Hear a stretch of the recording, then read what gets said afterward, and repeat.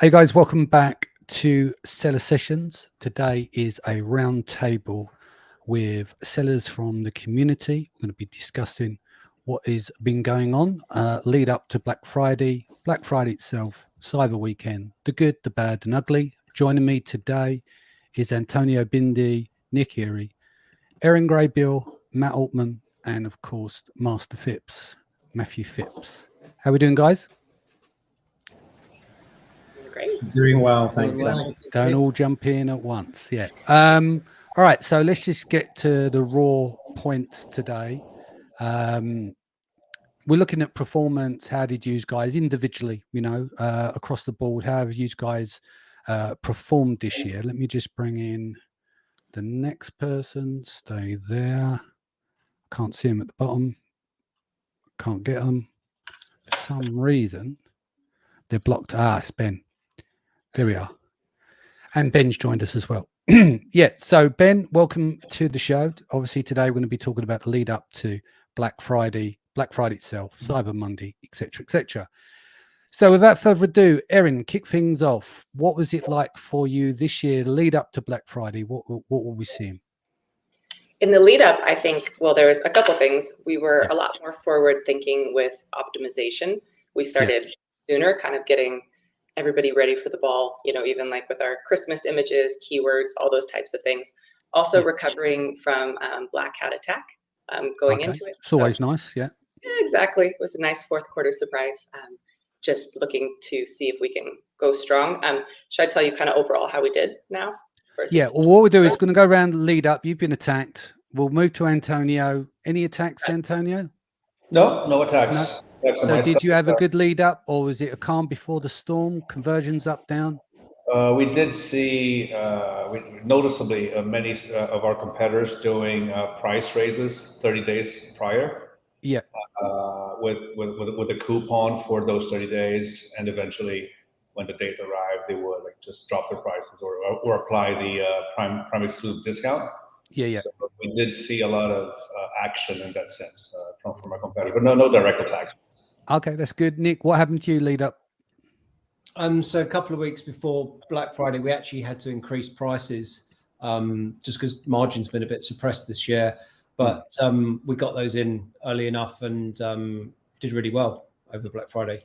Excellent. Matt, what about yourself? How was it? Because obviously you've sold the last brand. Is this the first Q4 of this brand? No, second one. Oh, sorry, different Matt. Go ahead. Sorry, yeah, Matt Phipps, and then Matt Altman. I'll bring you in after. Sorry.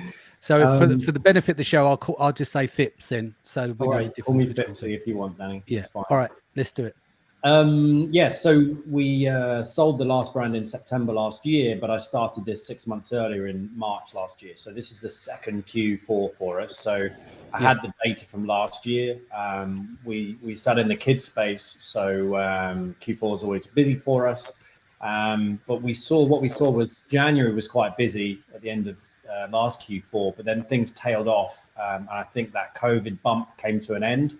A lot of people were buying more stuff for their kids over that period. So things slowed down through the summer. And then, as always, beginning of November, things start to kick up again. So the pace was picking up leading up till then. And much like Nick, we were trying to focus on margin this year. It's been a perpetual battle between increased ad spends, COGS, shipping, everything squeezing margin, pushing for rank versus taking margin. So that was the challenges leading up.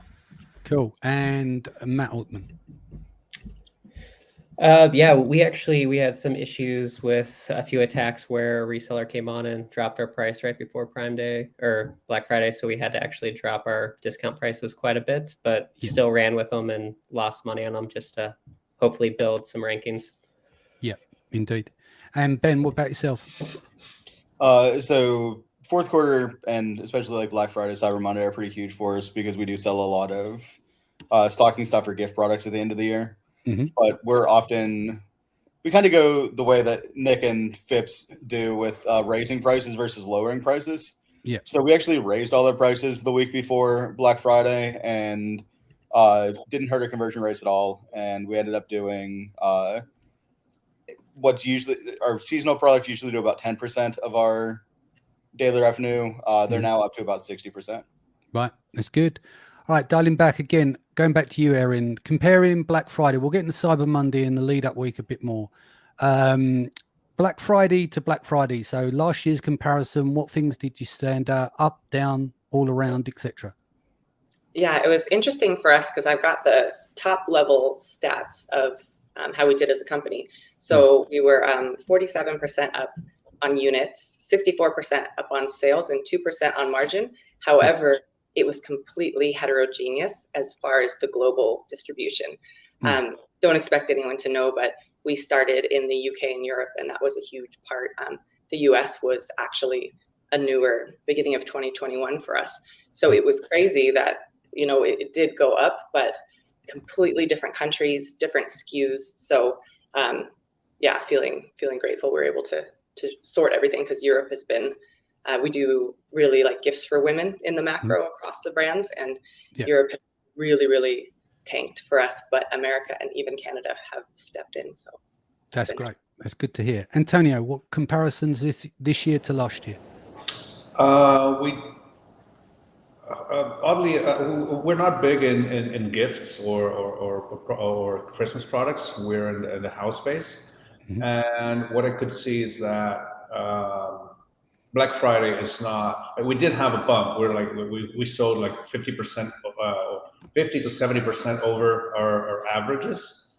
But as compared to Prime Day, for example, we tripled our revenue on Prime Day.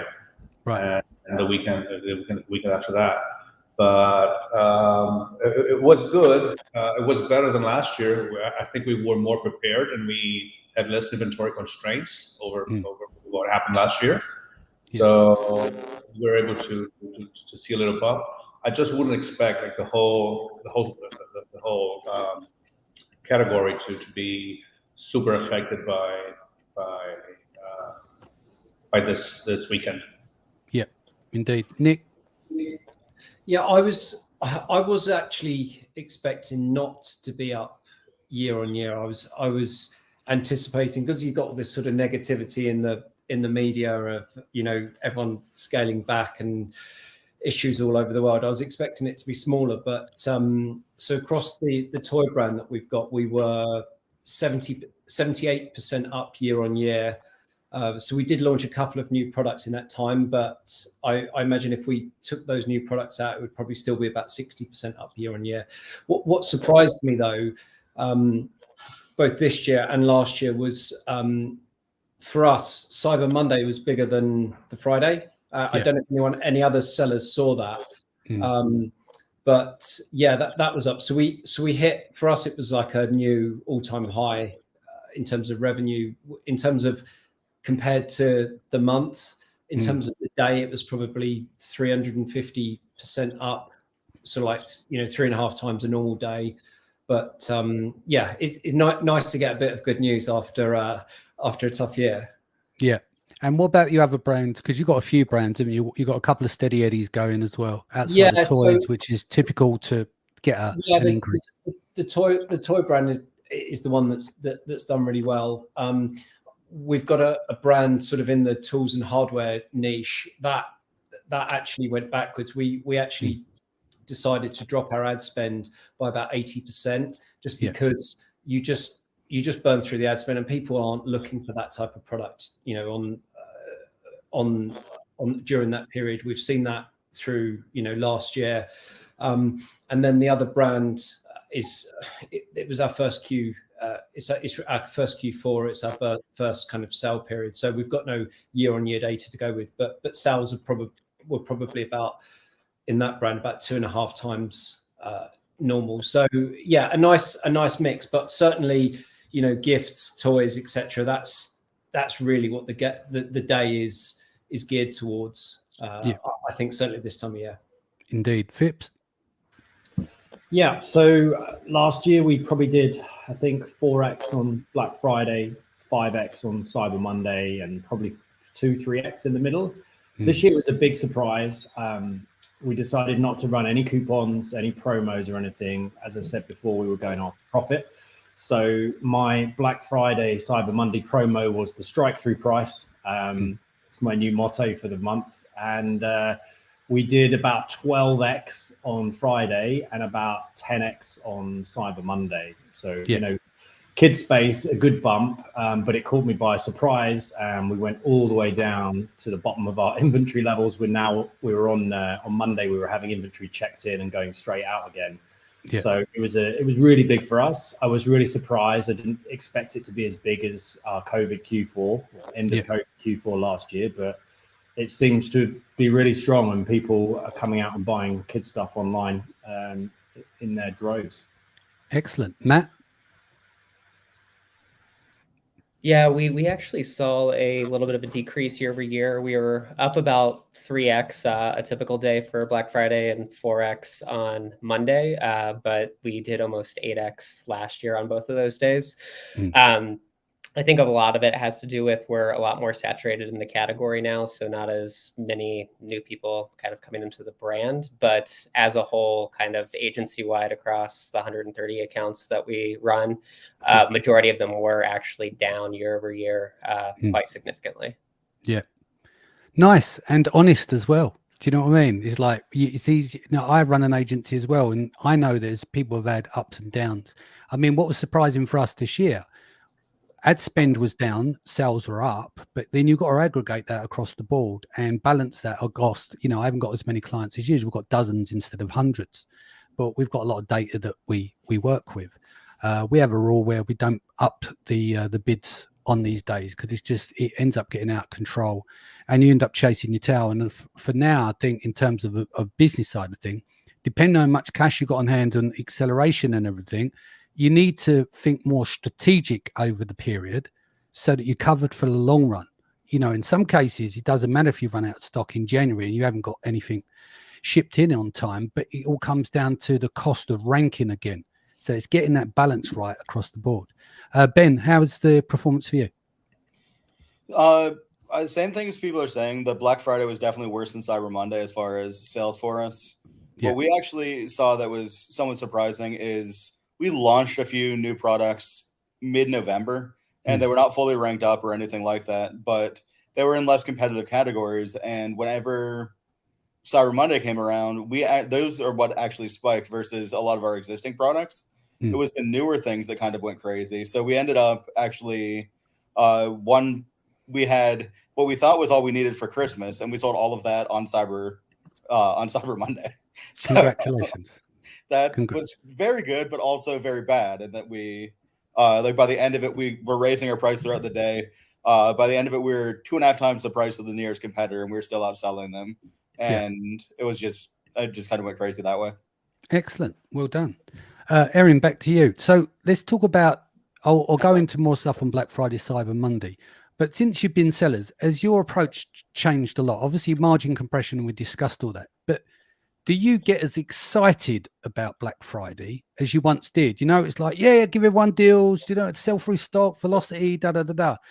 As your approach to the whole thing around Black Friday and the Prime days and everything else, because there's so much coming up and customers are getting so much more clued in, do you look at a lot of different strategic approach? Yeah, a lot of what we do is annually strategic as well. Yeah. So I think it's like kind of what happens the longer you're in business. It's not that you don't get as excited, but you do need to make those decisions that at the end of the day, profit is the most important thing for most of the companies. So everything we do is like a profit forward approach. So of course we get excited, but then we have like different contingency plans as far as stock and discounting we would do. Like for example, due to a strike through price working when we didn't think it was, we hammered through a lot of stock of a product we weren't expecting. We actually just had the conversation that we're like, it would be awesome. We could go out with a bang. We could just keep selling this much. But then it's exactly that, looking at cost per re-rank, and we're like, we'd rather do it slower, more profitably. So it's not as exciting. Before I could be like, oh, we could sell it all right now. We could, but then obviously supply chain, profit, all those other things. So we definitely look at things like as a whole, fourth quarter, and then how that feeds into annual and our annual planning next year. So excellent. I'll turn it over to Antonio. Same question to you.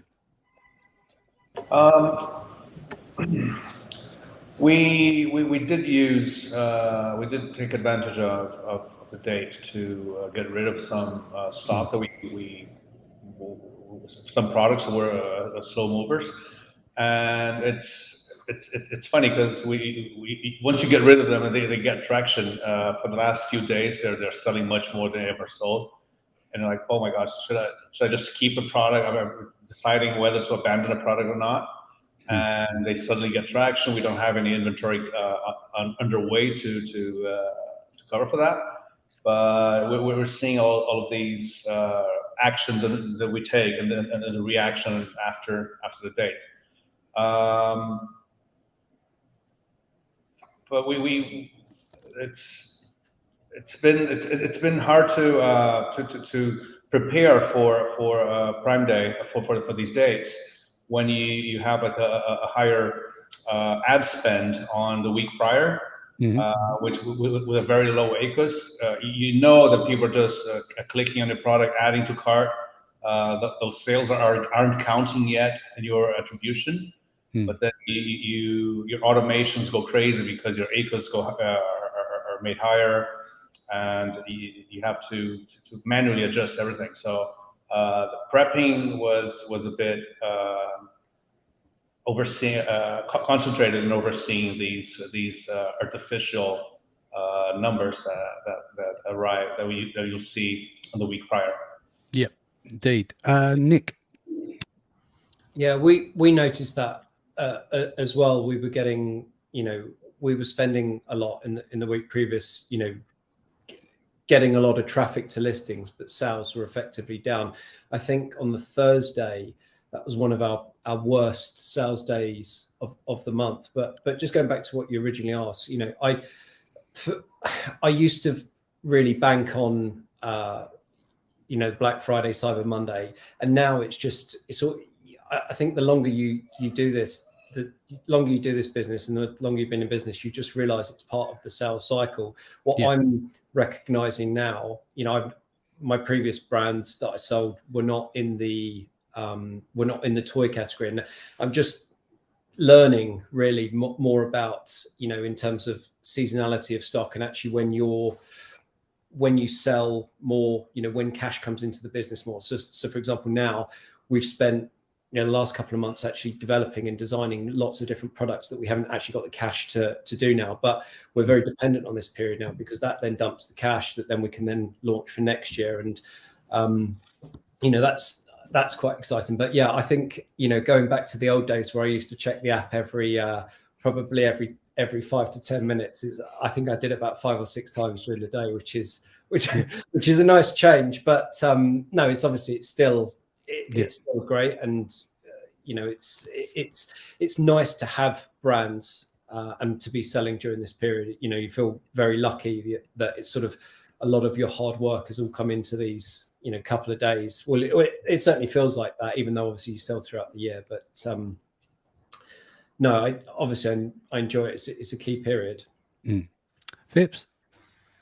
Yeah, still exciting. I mean, echoing what Nick says, you plan for it. So, you plan how much inventory you're going to need for Black Friday, Cyber Monday weekend, and then it becomes expected, really. So for this year, we did more. I went to bed UK time halfway through the US day, and we'd already hit our goals, it's quite exciting there. Refreshing the app before bed, and then texting the team to say we need more stuff. So a little bit of excitement like that, but it's just good to have a product, build it up through the year, maintain that ranking, position yourself, and then just see customers grab it off the shelves and love it. It's as rewarding as ever. Yeah, indeed. Matt. Yeah, for us, it's really won't change much because we're really deal heavy all the time. We sell mainly subscription products, and all we care about is LTVs and growing subscriptions. So we run a constant promo cycle. Like every 2 weeks we're on sale. But our deals at the end of October, actually over Halloween, did about 4 times the volume that Black Friday, Cyber Monday did. So probably going to put a little bit more emphasis on that. I will say we also had 3 clients that were in Oprah's favorite things this year on Amazon. We did not increase ad spend on those at all. Their sales on average were about 15x for all of November versus what they were prior. So for 50, 60K, it's a great investment. Indeed. Ben? Yeah, I think I would just say that we have kind of gone from looking at the account on a whole and the total sales that we're getting for Black Friday and Cyber Monday to where we're looking at individual products that we're trying to focus on and trying to make sure those are hitting our goals and hitting our targets. Is this, like everyone's saying, it's kind of like it's just another day that you plan for, but for doing anything special, it's more focused versus account wide for what we're doing. And honestly, we know that like December 10th or December 12th or something is going to be a bigger day for us than Cyber Monday or Black Friday, because that's when people are buying those last minute Christmas deals. And we're going to have that day that we get really excited about when we see those sales versus the kind of expected ones. Yeah. Cool. Going back to, sorry, my phone's clicking over here. Let me just turn this off so we don't get annoyed throughout the whole show. Sorry for not being professional, but it is Seller Sessions. So, Erin, you're a planner. I've known you a number of years now. You plan down to the detail. I'm sure you guys are all the same as well. What worked, what didn't work? See, with you, as I said, it's a year-long strategy. What did you do this year that you excelled at and it worked really well as part of your planning and you executed beautifully? And what did you fuck up? Okay, I think potentially it was preparing with inventory and kind of, I guess we prepared for more of a conservative Black Friday. So I suppose that worked out well because we did optimization early. We had all the deals lined up. We had people looking at everything. So I think like our biggest success was kind of just off a bit of luck with Amazon, because it's like you can do all the preparing. Like I said, with that strike through price, I suppose it wasn't looking at as closely at some of the data last year because we stocked out right after Black Friday. So the overall volume of a certain SKU, it just kind of slipped our mind. And then we've got a literal mountain of something that isn't moving as fast. So part of it is, yes, you could prepare, but then there's like the Amazon gods. It depends on if you're lucky or not. So does that answer the question? Yeah. So just trying to get clarity, because you got a plan, right? And if you don't have a plan, you're going to screw up. But often, like when people write business plans or any kind of plan, they never execute 100%. But if you don't plan, it's going to be an absolute disaster, right? Because you haven't got anything there that's tangible to follow through on. But it's interesting to work out, well, what worked, what didn't, which would be beneficial. So is there certain products you tried to rank and you didn't quite hit the nose there in terms of the timing where you're off and stuff? And then what you did do was to execute. So, yeah, that was really the question. Okay. And I didn't answer it, right? Kind of. So, biggest fuck up, biggest success. Yeah, got it. I would say it would be inventory planning, really, where we've got a product that we could be selling, who even knows, like twice as much. And this is from our slowest European country all the way up to the biggest one that we're going to stock out. So it's deciding on profit. So I think it was kind of sleeping on a product that traditionally is always pulled up for us, so that definitely feels like an F up. I'm just trying to be zen about it. Like, you can't help it, but no, that really sucks. And then what went well was everything that we could control, we did, and we had a process for. It's just sometimes things happen on the back end and you get slowed down. So I think that was where having like a forward-looking plan where the whole team, we had, we now do things in order of revenue because we've culled a lot of SKUs that don't perform. So even in our order of what we're going to do on Black Friday to the, the things you have to have, keyword, rank, like forward thinking, then also down to the nice to haves. We want that extra video, we want to do some posts, but the whole team knows now that we start at kind of what we think our top resource is. And then at the very bottom, similar to what you were saying, Antonio, when some things we just want to dump basically right now too. So I think that was like everything we could control, we did. I'm sure there's other things as well. If my team was here, they could chime in on probably how I effed up. But overall, I wish we had twice as much stock of the one that's always done really well for us. Yeah. And you didn't fuck up that bad because you're still here, right? So that's the thing. Can't beat yourself up. You're going to have some wins and you've got to take the losses that go with it. Antonio, biggest loss, biggest win out of this in terms of your planning and execution? Biggest winner, as opposed to last year for sure was our inventory management. We were able for this event to have like 99.5% of our SKUs in stock, which is really rare. Yeah. So we throughout the year we really improved our processes for inventory replenishment and our backups. So that was really well done. What we did mess up is that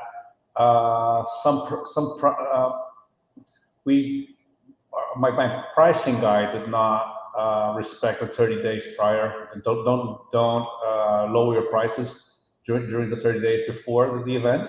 Mm-hmm. And for some products, if we were to keep the threshold, the minimum discount on Prime on Black Friday, we would be well under break even.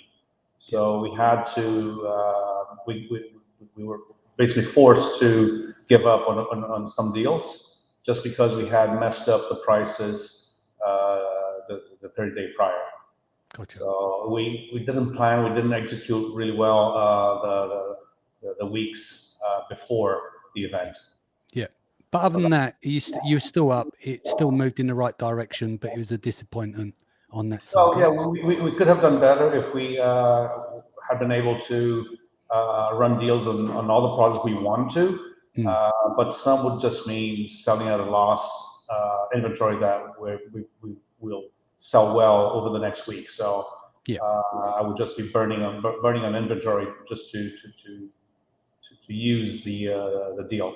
And yeah, that was just not worth it. But I wish we had not done that. And like I mentioned in the very beginning, I saw my competitors preparing weeks ahead. And when we were like 2 weeks into it, we realized that we had gone under the thresholds that we would need to offer a discount for. Excellent. And for you, Nick?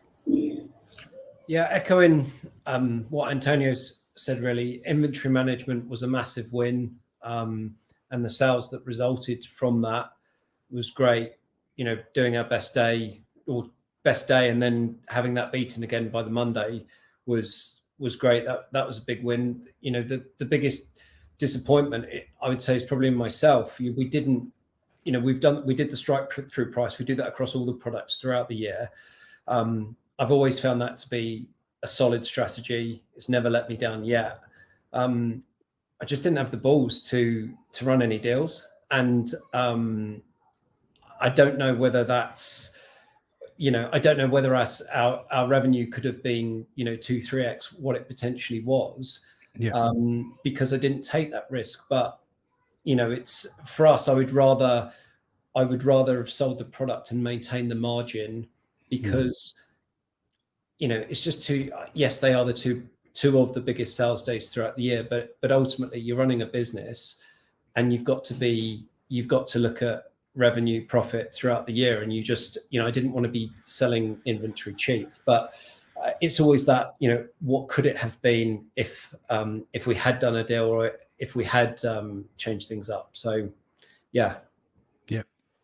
And for you, Fipsy? For me, yeah, inventory's a big win for us this year. My inventory ninja, Jo, she did a great job through the year, not just getting the estimates right of what we'd need, but also keeping our IPI score up. So I saw a lot of posts in our network of people having their inventory stock levels limited to half of what they were, you know, in early November, late October. Ours was still way above what we needed. So we were very fortunate on that, but we'd kept our account in such good standing with our inventory turns through the year that really helped us get exactly what we needed in there. Obviously the pricing was right. You know, I feel Nick's pain of wondering, do we accept less margin? Do we just go with the strike through? And ultimately this year, it went really well with just relying on the strike through and not giving away any more margin. So we're pleased with that. We can do that because we focus on differentiation from our competitors. So standing out that way, not having any products you can directly compare us to, really gives us the ability to have a bit more freedom with our pricing. And I always recommend people try and do that if they can with their products. On the bad side, the only thing I would say I should have done this year is to launch more products. Always be launching more SKUs. it's the thing that usually gets pushed backwards when you're busy, right? So I think looking back and reflecting, I wish I'd had, double the number of SKUs going through this weekend. Yep. And for you, Matt? I'm going to echo the same. I think Q1, Q2, we really focused on expanding like our top 3 SKUs when there was really nowhere else to expand, and we wasted a ton of money.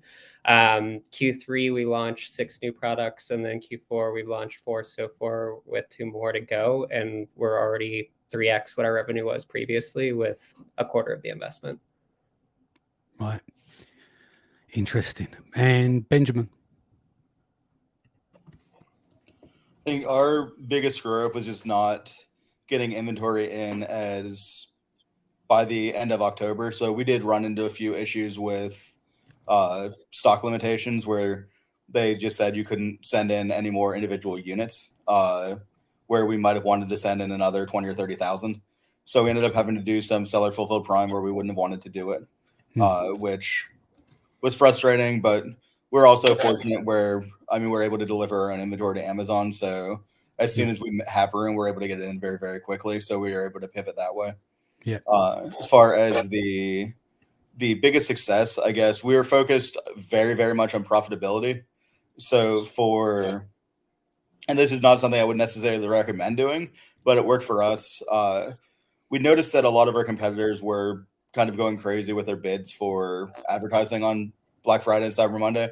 So after we saw what our rates look like on Black Friday, where we did not get the targets that we were looking for as far as on the ad spend, we actually didn't bid for the first half of the day for a number of our products where there were more than one competitors. And towards the end of the day, most of our competitors had run out of their budget because they didn't raise them high enough because they weren't sophisticated enough or weren't using a tool to do it. So we ended up getting our bids in for half of what we would have gotten them in for, and still selling the same amount as if we would have done it and bid the entire day, but just with a significantly better ACOS, ROAS, whatever you want to look at it. Yep, indeed. All right, back to Erin. So kind of pretty much covered everything that we need to cover here today. What's most important with the current climate, margin suppression and stuff? What strategically, Erin, what are your plans for next year in terms of to deal with the current climate, and what are you doing to optimize the business as well? Yeah, that's actually exactly what I'm thinking about. I've got a big planning meeting next week because I love planning. But since I did mention across the few brands, it's all gifts for women.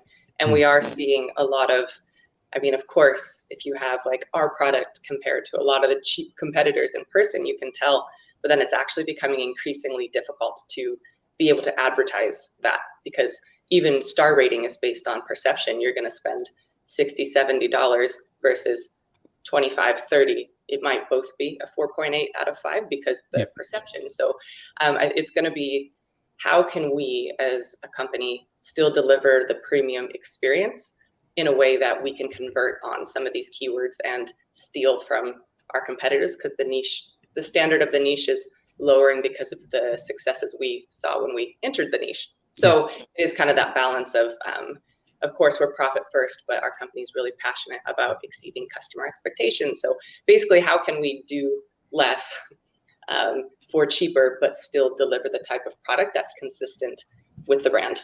And then also a big debate on getting farther into the beauty niche and supply chain, China versus US. So it's kind of like where things are made on the more niche type things within beauty, where we could justify paying more to acquire customers. And then on kind of more the premium gift, how can we deliver a premium gift for cheaper that's still actually premium, which is harder than you think.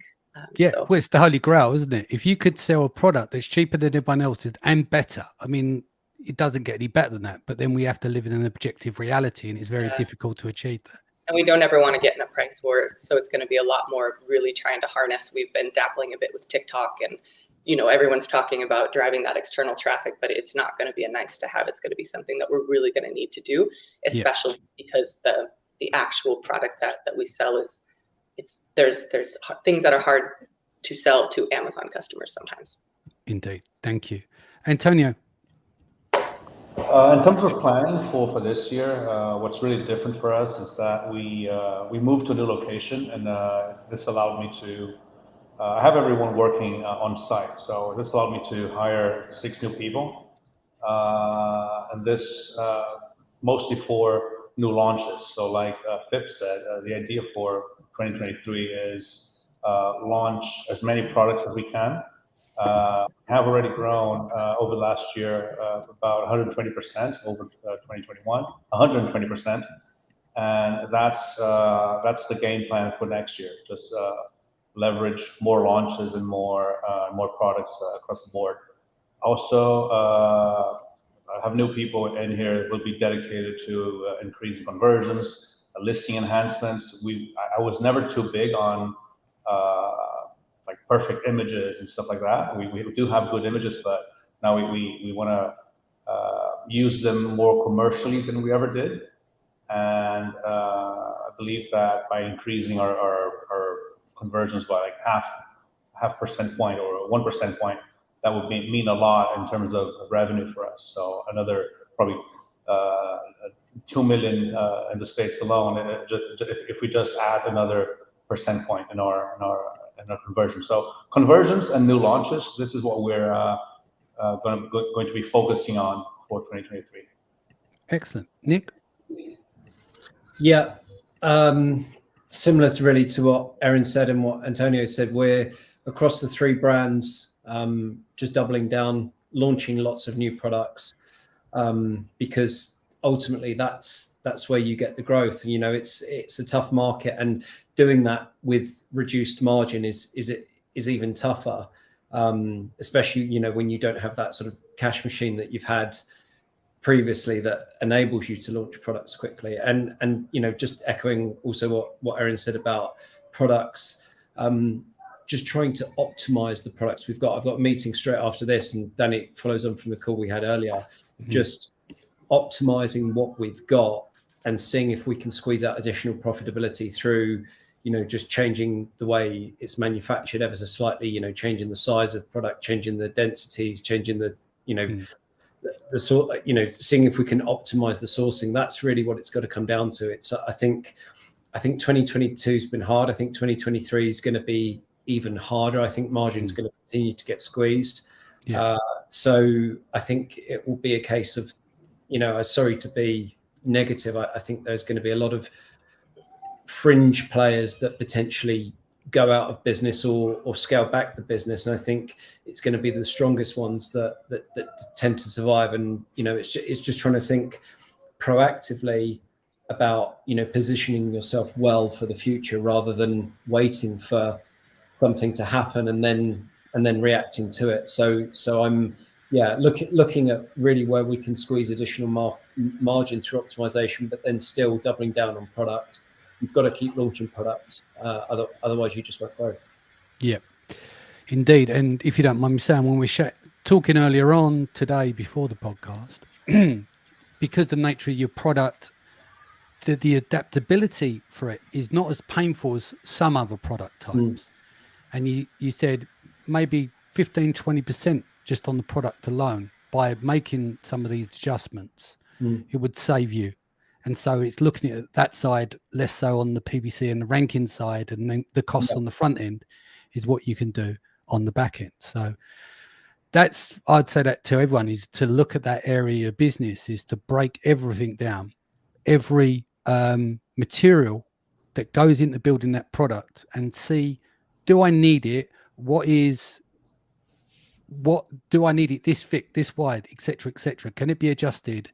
And there's many facets to it as you break it down, and especially assembly work that needs to be done on it as well, because sometimes you can pay 5 cents for something, but then you're paying 60-70 cents in order for the labor to do on the work. So it's really good to, if you can understand the product, what goes into it, what can be adjusted, you'd be surprised at what you can save, you know. Matt Phipps, sorry.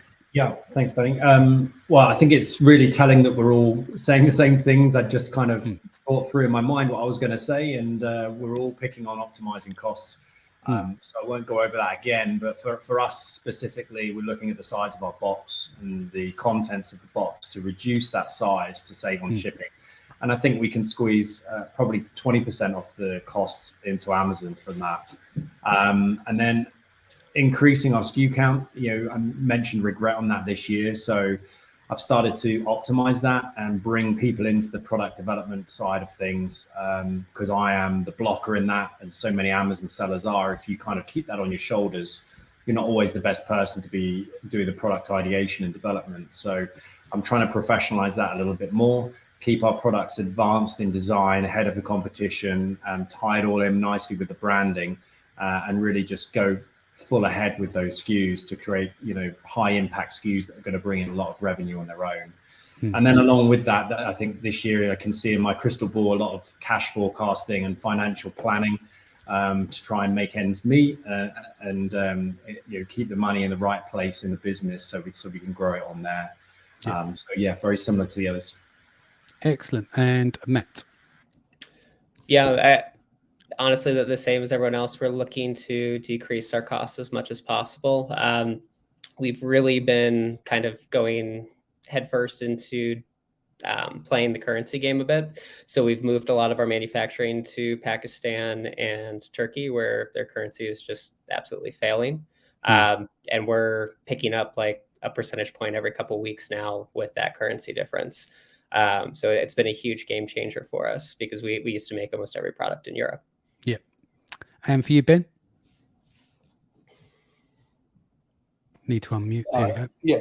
I mean, it'll sound like a broken record, but I'm doing the same thing that everybody else is doing, where you're trying to handle your costs the best way you possibly can. The biggest thing for us is we're going to try to, we have a lot of new products coming in. We have a lot of product ideas that we're already working on. So getting rid of some of our older products that aren't performing to the level that we want them to is going to be a big thing, so that we're not holding that inventory or having that cash sitting in inventory for a product that, like, let's say we have one that's doing 10,000 a month, but we have a new idea that we think can do 30, trying to like figure out which ones we want, how we want to adjust our budgeting for product ideation and for what we're actually going to be focusing on, trying to focus more on that 80-20. Yep. Cool. Thank you guys for joining. Erin, what's the best way that people can reach you? Reach me, I guess, through my Instagram. It's just Erin.Greybill. I'm usually there. Better than my email. Antonio? LinkedIn for sure. I'm also very active on Facebook. I just prefer to be added on LinkedIn rather than Facebook, where my personal stuff is. But I'm always there to chat. I mean, I'm in several groups, as you know, and both Facebook and LinkedIn are good if you want to connect. Excellent. And Nick? Yeah, Facebook for me, or Instagram. Yeah. And Phipps? Yeah, Facebook's fine, or you could email me at matt@titannetwork.com, where I do coaching as well. Right, Danny? I had to drop that in there. Had to get his Titan plug in there. And for Matt? LinkedIn or Facebook is best. Cool. And Benjamin? Facebook's probably best for me. Excellent. Guys, thank you so much for giving up your time and your attention today. Guys, Sharon will be back on Thursday. I'll be back here next week. Take care of yourself and your family. Much love, and I'll see you again soon. Thank you, Danny.